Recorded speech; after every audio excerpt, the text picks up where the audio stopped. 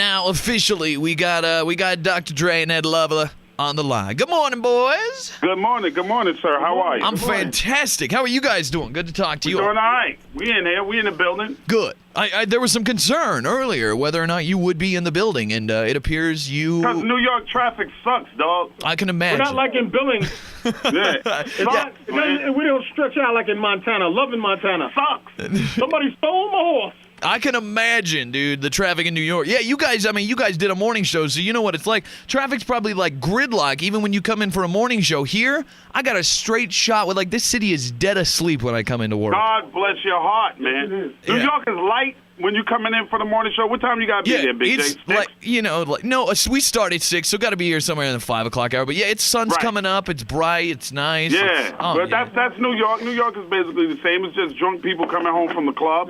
Yeah. As long as you can avoid them, you straight. But at the time they picked us up to come in, the traffic sucked like 8 o'clock. I can totally understand. I have to give an official shout out. We have listeners all over the country that listen on our app, and Jerry, one of our regular listeners from Homestead, Florida, wanted to say that he used to love your guys' morning show all the time when he lived in New York. Thank you, Jerry in Homestead, Florida. Thank you, Jerry. Appreciate you. I don't know how you left New York and ended up in Homestead, Florida, but God bless you. I was going to say, and Jerry, we'd like to thank you for going down there and working with those people in the geriatric department, and appreciate you fluffing the pillows. Thank you so much. There we go. Official to Jerry there. So love Jerry. You guys are doing. You guys are talking about the story of MTV Raps. So MTV Raps, obviously, just a huge part of hip hop, and really bringing hip hop to the forefront, and helping to make it what it is today.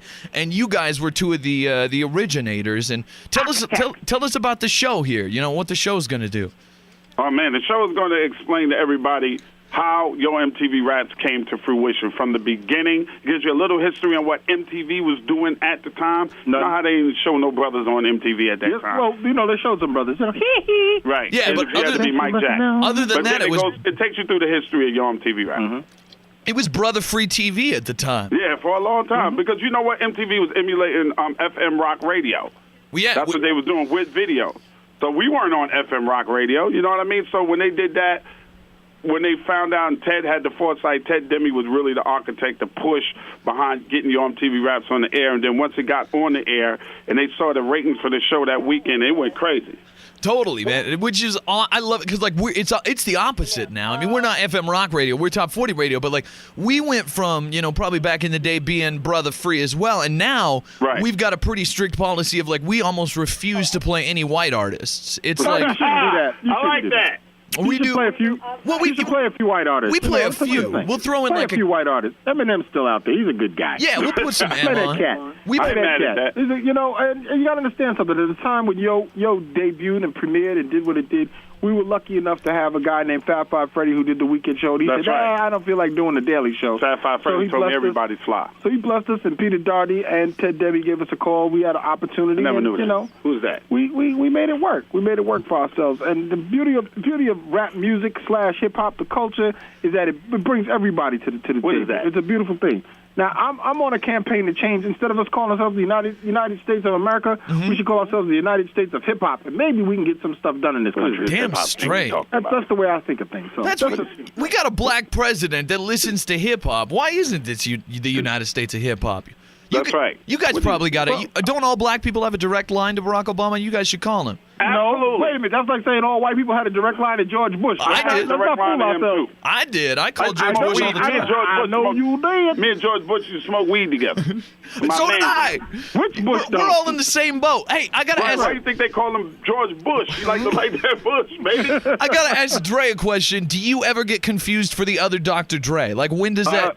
Do you show somebody your credit card or something? I'm guessing your credit card doesn't say Dr. Dre, but how do you know that? You don't know that. My son always. No, I don't have that kind of confusion. Jeezy, can I tell them how man you got a free trip to Russia because they thought you was Dr. Dre? That's true.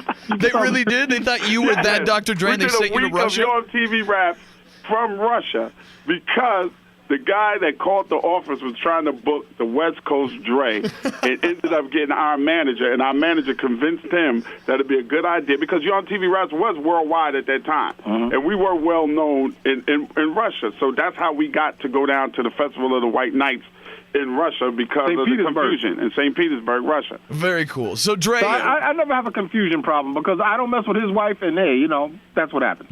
Good. Way to keep it separated. There's a slight weight difference. Hold on. And I do use his credit card from time to time.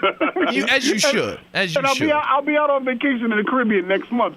Basically for Dr. Dre. Thank you so much. Under the guise of Dr. Dre. That's right. As the other Dr. Dre, right? Right. You should call M up every once in a while and just see if he's ready for another collabo and just say, yo, it's Dre. I don't worry about that. Act like he's Dre, right? There's no reason to overdo it. Let's just keep it simple. I just walk through airports and go, hey, that's Dr. Dre. I say, thank you very much. Let's keep it simple. You talking about identity theft? Exactly. Nothing more simple than that. Hey, everybody on our text line here is blowing it up about you guys being the legends of hip-hop, the godfathers of hip-hop, and there's a lot of truth to a lot of that. Yeah, and Godfathers. People that are young who might not know the whole story definitely need to learn about how they're listening to these artists they're listening to now. And the way to check it out is watch Yo, the story of Yo MTV Raps. That's right. On MTV. That's right. And check it out. It airs Thursday night on VH1. You can find out how hip-hop got to where it is today and see how Dr. Dre and Ed Lover did their thing back in the day. Boys, it was nice talking to you. Thank you, man. I appreciate it. Big J, thanks for having us on the show, bro. Thanks for joining us, you guys. You guys have a great morning, and watch out for traffic.